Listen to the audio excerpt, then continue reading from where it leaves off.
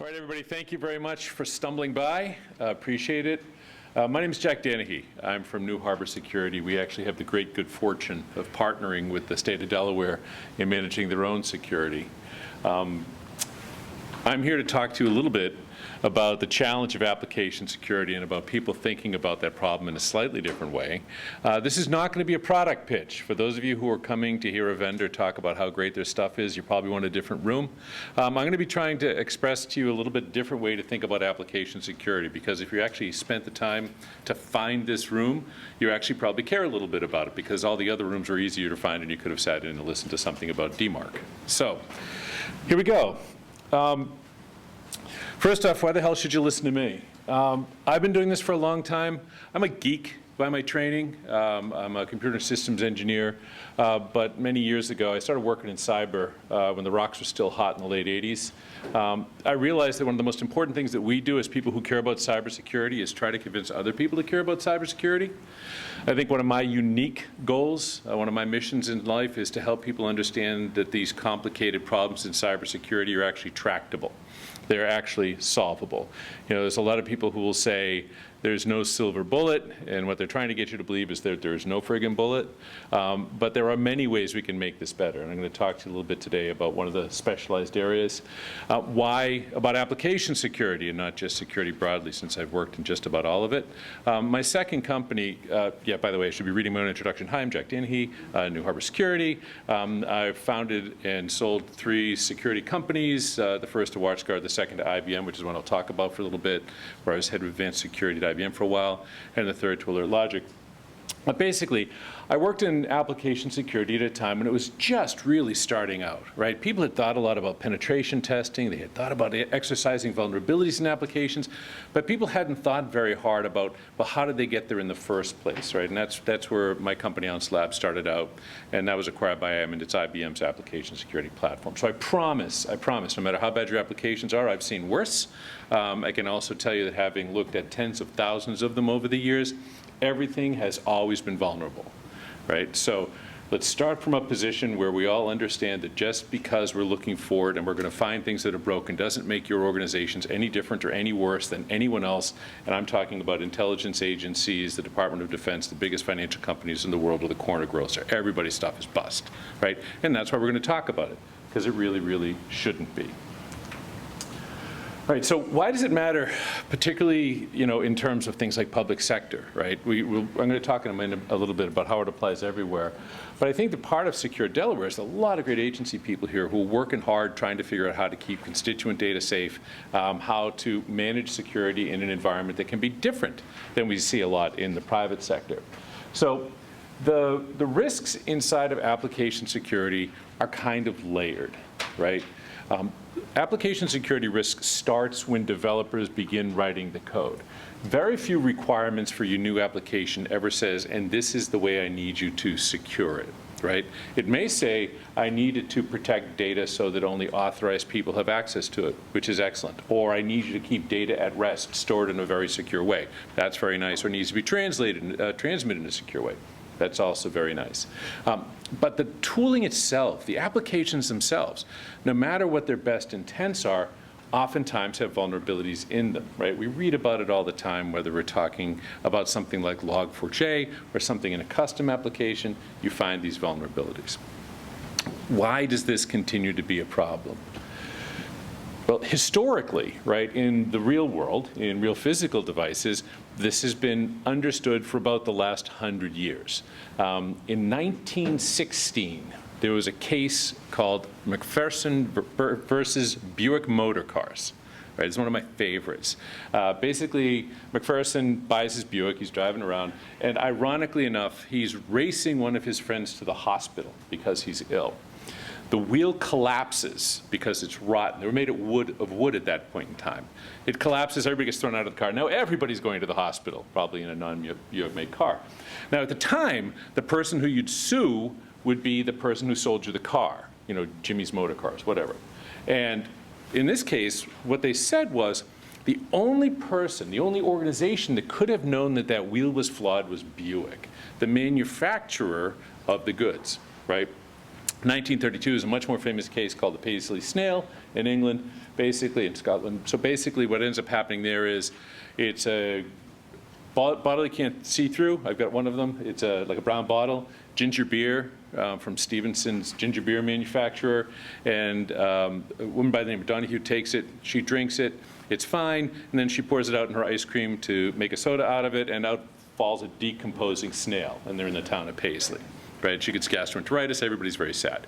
At the time, she should have sued the restaurant who sold it to her, right? Because, hey, proximate cause. But the restaurant's like, dude, brown bottle, can't tell, right? And she couldn't tell, clearly. And so this was a really big deal. House of Lords said, you know what, Stevenson, your problem, because you're the last person who could have seen it. How does this relate, right? Well, those are tortious claims, right? You can sue them because they caused the harm in both cases. The one here in the U.S. with Buick was Cardozo, who was a fantastic attorney, back in the day, but said, you're responsible, so you can sue. Why is that different than where we are now? Can't sue application providers, right? It doesn't work that way. There is no way to engage in a tortious claim against a software manufacturer for a vulnerability in their software. Why? Well, as you may have heard recently in the last 5 minutes or so, everything's vulnerable, right? So if I start suing everybody for things being vulnerable, then suddenly everybody's out of business, nothing works, and there's no more software, right? We're back to the abacus. And so when we talk about these issues, right, we start thinking about what does it mean to address issues in third-party software, especially when you consider how complex that software is. You know, a lot of people don't realize that the log4j problem was really mainly a problem in an open source component, right? Software bill of materials is a huge deal. How many of you know the libraries that go into the applications that you care about the most? But realize that this is the same way as if I go to the restaurant and they say, listen, we checked out most of the ingredients. The beef may have been tainted, but you know, I did my best, 9 out of 10, right? But you still get sick. Software bill of materials, number one, not necessarily really well checked out before they go in. Second thing is nothing stays secure forever, right? We know this from history that vulnerabilities just pop up over time. Here in the public sector, right, you also have some problems with things like how long it takes to fix these problems when they're found, right? Because what I'm going to be advocating to you, I'm going to cut to the climactic conclusion, you really ought to think about this at the front of the game, right, as opposed to the back of the game. And one of the reasons is fixing these things super, super hard, right? Think about an application that you have and you care about, the users care about, and you say, oh, I think I've just discovered a vulnerability, and so I'm just going to take it offline for a couple of months while the vendor tries to fix it or somebody else tries to fix it, right? Really, really hard, which is why these things live on forever and ever and ever.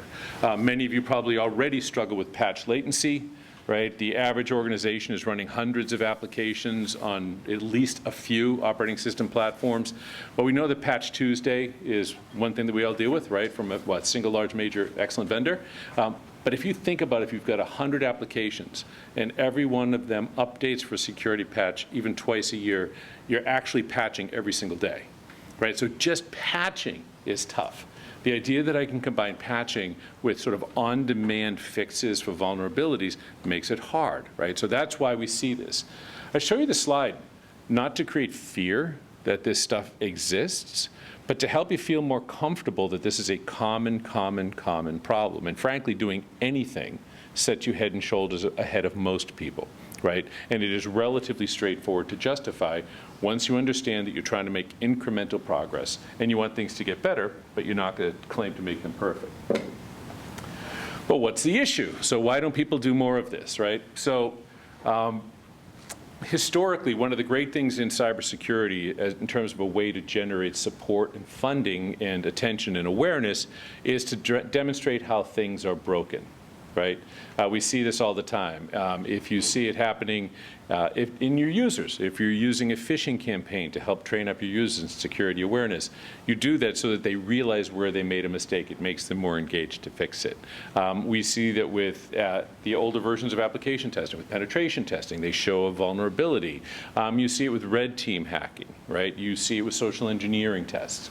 And these are ways in which to show the organization, hey, we've got a problem with security. And so initially, right, when people started talking about application security, they said, what would be the best thing for us to do?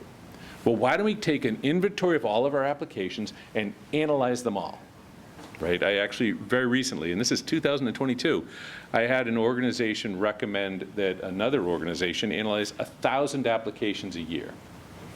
Can be done, right? You know, enough monkeys and typewriters, you get Shakespeare, right? You can run these analyses, but what happens? Out of 1,000 applications, you're going to have vulnerabilities in, frankly, all of them, right? And so now I'm going to have 1,000 vulnerabilities, and the CIO or the CISO or whoever took responsibility for sponsoring this is now that person who has just told the organization that we have liability to fix all these problems, because in a court of law, I know the problem exists, I chose not to fix it, and any damages that are incurred end up becoming a liability. So that's a bad idea. What's one of the net results of that? People just don't look, right? They don't want to ask the question because they don't know how to fix it.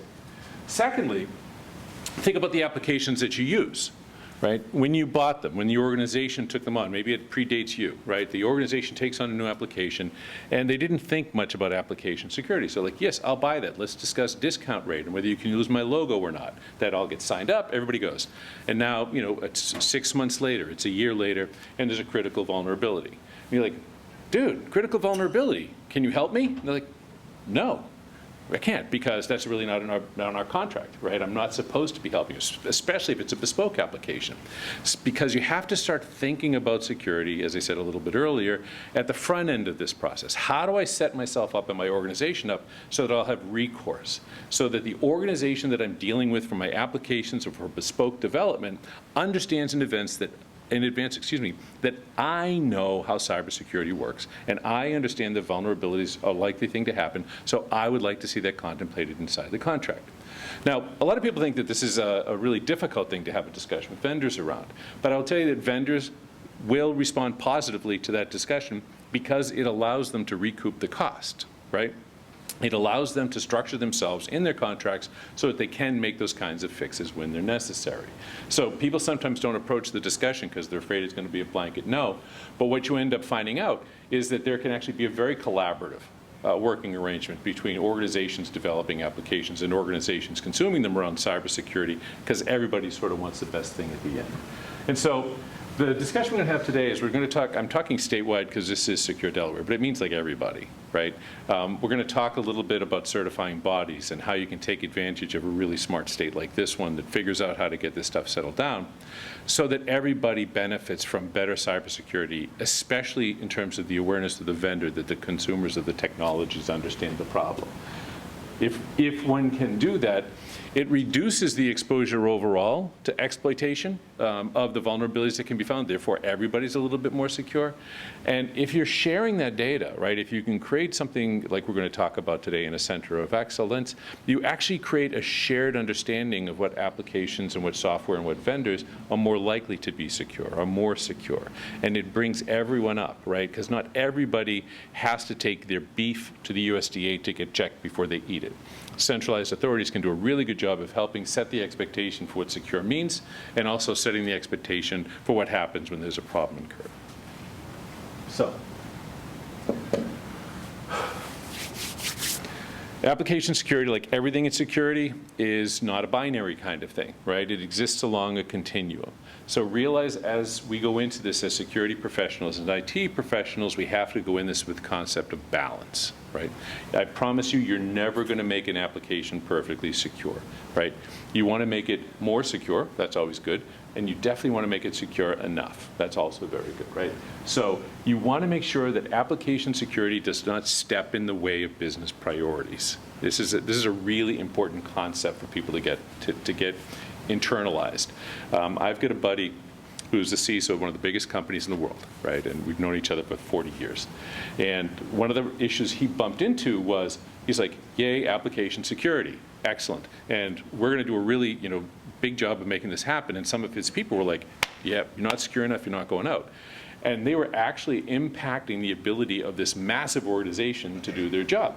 Guess what? They kept doing their job, they started doing less security. And so he had to work really, really fast and smart to figure out how do I create a process that's lightweight enough that gets this stuff done without negatively impacting the business. So remember, you got to be balanced. The second thing to remember is that really great application security is mostly about visibility. right? I ride a Harley-Davidson motorcycle. I ride it all over the place. I understand I'm at risk, right? I do. I take it on intentionally. Sometimes on back roads on beautiful days, I don't even wear a helmet. I'm taking on more risk, but I'm making an informed decision. I understand it. Your organizations can all make, you can all make informed decisions about how much risk is appropriate. Maybe it's an application that's existed for a while, it's internally facing, it's serving up marketing data or program data, nothing particularly private, and you do an analysis and it's really not that secure. You could spend a lot of time trying to rework that, find somebody who understands how to write in COBOL and CICS, right, to get the thing all cleaned up. Or what you can say is, you know what, it's old, it's this, I'm going to limit the number of people who look at it, I'm going to monitor it, but I'm going to go work on that new transaction interface that's up front, right, that people are actually dealing with in the public and contains private data. So make sure that you understand that this is as much about visibility to help your own teams, your stakeholders, your executives make more informed decisions. I'm going to give you another really, really quick example, a little quick story. When I was at IBM, shortly after we were acquired, one of the major banks had a big problem, right? They had a big breach. And the head of major bank calls the head of IBM and says, wah, what do I do? Right? So he's like, well, dude, we just bought you. Why don't you go figure this out? And so myself, a couple of people went down there. We talked with them. They had done all the right things. They had had a small problem. Techies among us will understand this. They had regressed. They had accidentally reincorporated an old branch which had code in it that was vulnerable that they had fixed probably 5 years before. Oops, happens. Write up a little document, this is a way to do it, little plan, better application security. They're like, thank you very much, and they start doing it. Little extra work, nothing crazy. They start doing it. They get sued. They get sued in northeastern state. And they get sued for $250 million because they were bad people for having this happen. So they go into court and the judge is like, bad, what are you doing about this? And they said, this thing, here's this plan. And they said, are you doing this plan? And they look over at the lawyers on both sides. They're like, yeah, it looks like they're doing the plan throughout the case, right? Because nobody expects it to be better. Nobody expects it to be right. They expect it to be better, right? And that's what we're going to talk about, right? We're talking about making application security better. All right, my recommendation is we start thinking about application security more globally, right? Everybody wants the same stuff. There's a reason why the USDA exists, the FDA exists. There's a reason why there's standardized case law, that we have precedents because everybody should be treated equally. There's a bunch of different things that we have in the universe that mankind has invented that recognizes that there's real value in centralizing thoughtfulness, right, about different things. My view is, think about a center of excellence, and I frame it really broadly, right? It can be a public-private, cooperative, collaborative partnership. It can be run by educational institutions. It can be run by a state, period, by the state, by folks like Solomon and the gang, right? They could put it together. It doesn't matter. Think of it as coming together to create a center of excellence where you're going to do three things. Number one, you're going to try to increase the visibility of the vendors and the shared information between vendors and people picking up software so that everybody understands what they're talking about. We're going to talk about that for a couple of seconds. Secondly, by doing this in a central place, everybody gets oversight. Everybody understands how they can reduce their risk. And by doing it, you centralize the savings. Nobody gets hit in the face with a new vulnerability that pops up that means you can no longer be, issuing credit cards to people or doing motor vehicle inspections, what have you, you pick it. So, this is the money chart, right? This is the one where we talk about what does all this mean, right? What are the different elements of it? I'm just going to walk through this a little bit because I think it's helpful. If I look at this, I'm going to do a couple more detailed slides in a second, believe it or not. But at the center of it is a decision-making group, right? A judgment group that is the COE. I call these the ASCOs, the Application Security Centers of Excellence, right? Where there's a lot of decisions that have to get made. What is secure enough? How do you prioritize? Who pays? What are the right gives and gets to get in a negotiation? How do I decide what gets looked at first? Right? All of these happen strategically driven by folks inside the ASCO. But then we start talking, I can't walk over there to point at this because then no one will be able to hear me for this recorded audience later. The statewide, like the application validation process, right? it's a really collaborative thing that happens. Sort of step one is this sharing of information in contracts. You don't find a lot in contracts that talk about application security. So when you go out for an RFP or an RFI or an RFQ, right, building into that R4 process the idea that application security matters and there are some restrictions, that's a really big and fundamental change. As I travel around the country and we have these discussions, everybody's like, nobody ever does that, right? Nobody ever takes the time to build the contract language in. So everybody's surprised when things are bad. And that's a back and forth. Once you get it done, then there can be a relationship between, think of it as the application creator and the application consumer. I use the language advisedly, right? Because sometimes that application creator is like the gal next door, right, in the next office. Sometimes that application creator is some massive software vendor, and sometimes it's in the middle, bespoke provider, custom software, custom app for your firm, right? Whatever you need. There's a back and forth. The application vendor will know that they're not going to be able to get all the security out of everything, into everything, and all the vulnerabilities out, right? They recognize that that is a point of vanishing likelihood, and everything you find towards the very end is infinitely more expensive, right? So this is back and forth. When is secure enough? What does it mean to test for security? How often do I have to do it? What happens when something is found? What does this do to the framework for my delivery timelines? This negotiation goes back and forth. And again, you're probably inside your head, you're visualizing, and I oftentimes see this, you know, I'm buying software from this firm, or I'm contracting with them, but it's internal too, right? When you're in IT and you're like, I need to use this one over here, and the developers are over here, it's one group. But if you can have that discussion, then everybody's happier, right? That visibility question, everybody's on the same page. So you come out of that, and this is sort of like the Mcpherson case, right? This is understanding that there is a vulnerability potentially inside, right, that I'm trying to eliminate up front. So what you've done is you've taken that wheel, right, the wooden wheel on your Buick Roadster, you've made sure that it's secure because now you, as the consumer, and the other team, as the producer, have agreed it's got to be good, it can't be rotten, et cetera. But let's think about the rest of the car, right? Because sometimes people fall down here, right? They say, here we go, now I have a contract. Even if they've gotten to this point, by the way, they're ahead of like 98% of the rest of the public, right? Now you've gotten to that point. But that thing has to run on something. The single largest cause, as of this morning when I was looking it up, for data leakage and data loss on new applications is cloud misconfiguration, right? So it's not like the application running in the cloud isn't vulnerable, it's just that the horrible configuration mistake that was made is a far easier vector for people to use to get into it, right? So the next step of making that application secure is making sure that it's running in an environment that's relatively secure, right? And so that calls for a different style of checking, right? It calls for checking when the thing is actually up and able to be running, right? Because I get to check in a real world scenario.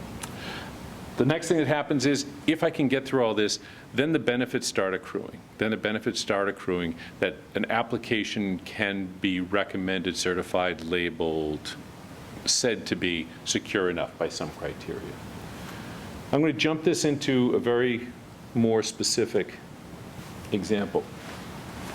So think about an organization, an industry with various departments, or in a public sector organization that has secretariats or what have you.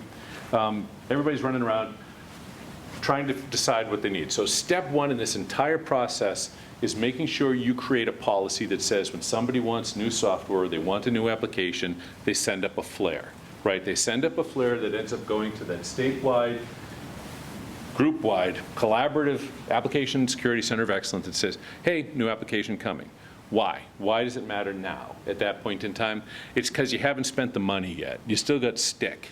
As you're talking to the vendor, as you're talking to the consultant, as you're talking to the other members of your own department, you're saying, listen, you're about to start this thing. I'm in support of you doing it. I'm happy to fund it, but it's got to have these security things in it. Much different thing than after they finish their work going back and saying, oh, by the way, I needed it to be secure too. It changes behaviors, right? And it changes the nature of those discussions, keeps them very constructive.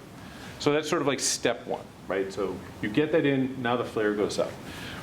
At this point in time, and we've worked with some states on statewide acquisition contract language, we've worked with some large firms on how they do software acquisition so that the purchasing team is on the same page. Basically, there is contract language with potential gives and gets in it, but that say, we need this application to be secure by the following definition, right? By that definition, we mean when it releases, you'll show us how it was tested, or you'll provide it to us for us to test. We'll have a limited number of different severity kinds of problems that can occur inside of it that we're going to allow or not allow. We understand that there may be delays as a result of doing this, or we don't understand if there are going to be delays. We need to understand your process. We need to understand what you're going to deliver. Oh, and by the way, after it's delivered, you agreed that for the next 12 to 36 months that you will repair in a reasonable time frame, defined in Appendix A, right, how soon you'll fix it. So what's happening here, right? Well, at this point in time, you're probably the first client in the history of whoever you're dealing with to actually ask these questions and document these things for them and actually put it in contract language, right? What's going to happen is the salesperson is going to say, wow, we've never seen that before. It may cost a little bit more money, and you'll make your own decisions about whether it's right or not. Again, it's about visibility and balance, right? But what you may say, and that's why we sort of have the naughty list up there in the uncertifiable section of town, is that they say, no, we're not going to do that, and maybe it's an application you already have. We also recommend doing this when you're renewing, because again, you get stick, right, because there's money involved. So they say, no, we're not going to renegotiate because we have other customers, right? And you say, excellent, you're in the naughty list. And now what you do is you document how you're going to age them out of your system. It may be 10 years, right, you're aging it out of your system. But if somebody comes back later and there's a vulnerability and it's been discovered and they say, what have you done about it? You say, well, we tried to get them to do the right thing. They didn't, so we put them on the naughty list, and this is our plan for aging them out because we understand the importance of security, ma'am or sir. Right? That makes all the difference in the world. Very, very pragmatically, from a liability perspective, it shows that you took the time to have things be visible and you put yourself on a course to get better, right? On a practical basis, a lot of organizations will say, all right, fine, I'll do it, because they don't want to be the company that refused to make their product more secure, because that word gets around, right? So that's that first part of it here. So make the request, prioritize the request, have that discussion. I want to talk a little bit about that final stage down here in phase 4. So if you think about this part up here, think of that as sort of like the editorial function, right? You're looking for big problems, you're trying to find typographical errors, you know, this is the way the whole thing comes together, great. You get to the end, and now I have to figure out how it's going to be deployed. Right? So I'm going to be running this excellent application that we all agree is secure enough. It still has some problems, but we all agree it's secure enough. It's going to get deployed like this, and some combination of you as the consumer, the creator as the vendor. You put it all together and you say, this is what it's going to run on, this is how it's going to run, and have someone else go take a look at it and try to break into it. As I mentioned earlier, red team testing, penetration testing, all of that stuff, really fairly well understood art. And you can actually take a look inside and try to figure what's going on. Because now you'll understand both application vulnerabilities, infrastructure vulnerabilities, and the gaps that lie between, right? Our biggest problems in cybersecurity tend to happen in the gaps between secure things that touch one another, and there's insecurity in the middle. Going through this process allows you to paint a more complete picture of what that secure application, that secure service looks like, right? Because now I know it's version 2.x.x of this application, which has within it its own software bill of materials. Everybody knows what's inside it. That's excellent. And I also understand that my AWS or my local server or my Azure environment is configured a certain way with certain things turned on and off, and that configuration and all those versions get saved as well. So now we know for a point in time what it means for this thing to be secure and how it was tested. So go to your typical large organization or your typical public entity. There's going to be other folks who want the same kind of thing. I need an inventory management system too, or I need ERP, or help me understand how to do better e-commerce and transactions. While I got the service, it was tested this way, it's secure this way. Suddenly, there's a beneficial effect to lots and lots of people who were involved in that collaboration. There's also a massive benefit for that open-minded company that actually allows you to work with them, or that open-minded development team that allows you to work with them in the first place, because now their stuff will get used more.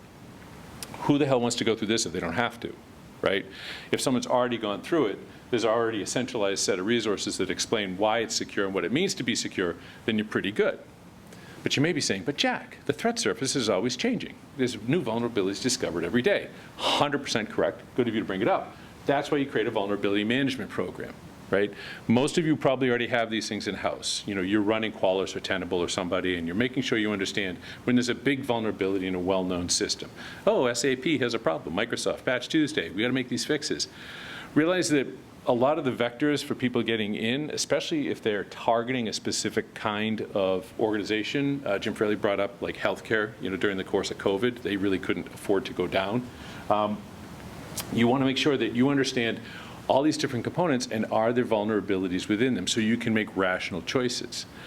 If in your vulnerability management program you recognize that, oh, this underlying component, maybe it's a web server, maybe it's an open source library that's being used in the software bill of materials for an application you care about, you can make a decision. Oh, I understand what's happening.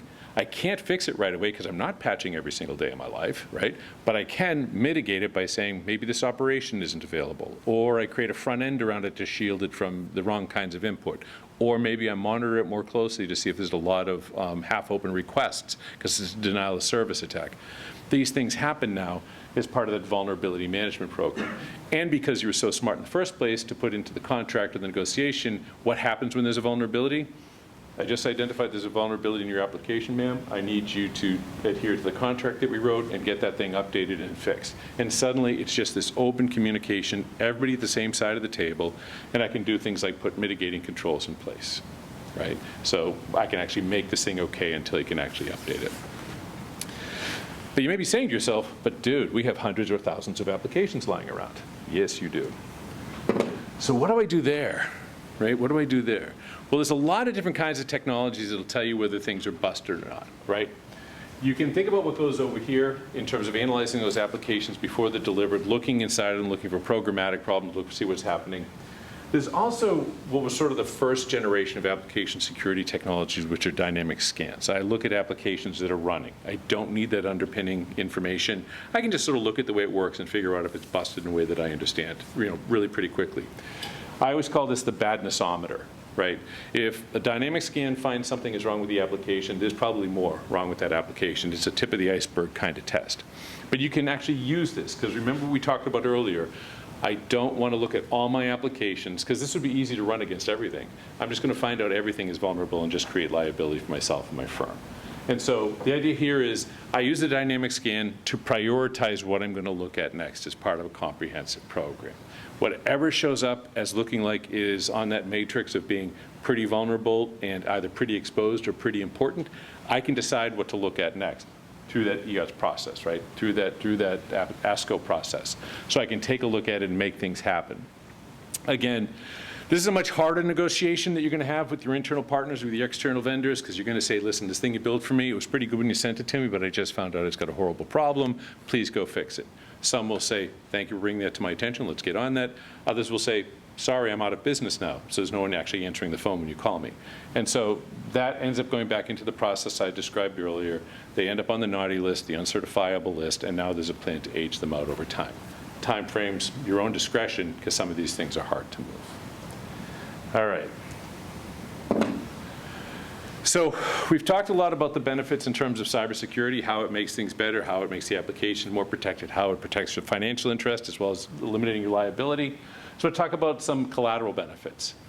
We are all, in some way, shape, or form, technologists or consumers of technology, right?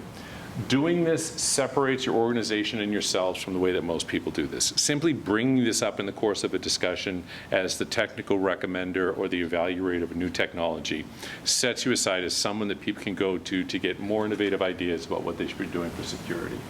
Secondly, start working on this stuff. And you figure out where a lot of the vulnerabilities come from and what kind of vulnerabilities they are. Are there some vendors that are better than others? Are there some technologies that are better than others? Are there some ways to mitigate vulnerabilities that are less disruptive than others, right? You get to gather that data and look at it. This transparency you get by having those negotiations early, those discussions early, and getting stakeholders to support this, because you're putting yourself sort of between the person who wants the application and the person who's going to deliver it. You actually make everybody more aware of the problem. And so even if they roll over some of the security problems they run into, they're more informed, right? Now, they now understand that this is something that they can understand and learn about, spoken to them in terms that they understand, which, back to the start of the show, is part of our responsibility as people who care about cybersecurity, help them understand how the product is, and the problem is tractable. As this thing goes on, as more and more folks do it, you can think about it as ways in which to rate applications and vendors. Why does this matter, right? Well, it makes purchasing easier, yes, but it also instills better behaviors, right? When you look at Yelp, when you look at TripAdvisor, you stay the place that uses the word cockroach least, right? You want to find out the places that are the most likely to have been recommended by others. This is all ways to sort of socialize what has historically been a blind spot in our industry. If you do this, you can write about it. You can share your own experiences for your own enlightened self-interests. You can help people understand who look to you as a leader to help them figure out how to do it better. And the last bit is that security oftentimes, and IT in some ways, is a really thankless job, right? The only time the security team in most organizations is heard from at the executive level is when something horrible is happening, right? And something like the ASCO allows you to report regularly on what's going on, how things are being improved, the progress that's being made, and the benefits that the organization is seeing from actually being a little bit more diligent in the way you do it. It provides a constructive lens on cybersecurity for an area of the business which is typically only fear of that fear, uncertainty, and doubt that people used to talk about. Instead, this is an area through the ASCO where you show how the organization is getting better every single day because of your efforts and the efforts of the stakeholders that support you.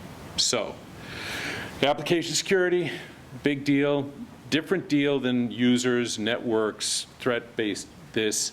This is something you can do, and you can do it up front. One of the very few things you can do in security that is guaranteed to make things better because you're going to knock out vulnerabilities before they ever hit the network. So unlike protective technologies, which you hope for the best, hope you catch the stuff in time, hope the user does the right thing, this thing, you're eliminating the hole before it ever shows up, so it's always good. And there you have it. Are there any questions? Yes? So I'm curious, you're phase 2 and phase 3. Yep. Do vendors, will they provide you a source code so you can do static testing? Great question. In the negotiation, you'll make that decision with them about whether they will test according to requirements that you give them, or they will provide you with the stuff and you'll be responsible for the testing. Most often, third-party packaged software vendors like Solution A, and it would be great if enough people ask so that they would be able to do it in a consistent way that everybody could consume. Option B typically happens when you're doing bespoke software development, of which there's a ton, and that customization process, whoever the vendor is that's generating it for you, the professional services vendor or the software house that they're generating it for you, then it may be the responsibility of the acquiring organization to actually run the test, and they will, at that point in time, demand the source code and version control. Good question. Anybody else? So is ASCO actually functioning in Delaware?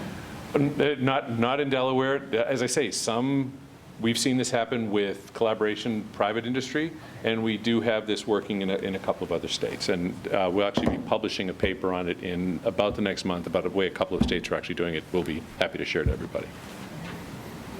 Are your slides available, I guess? If not, they should be. So we'll make sure they get out there. Yes? Not really a question, but a statement. Another thing that I've run into was like lost applications or lost systems. People moved on, but both things have changed. This is not really a technical thing,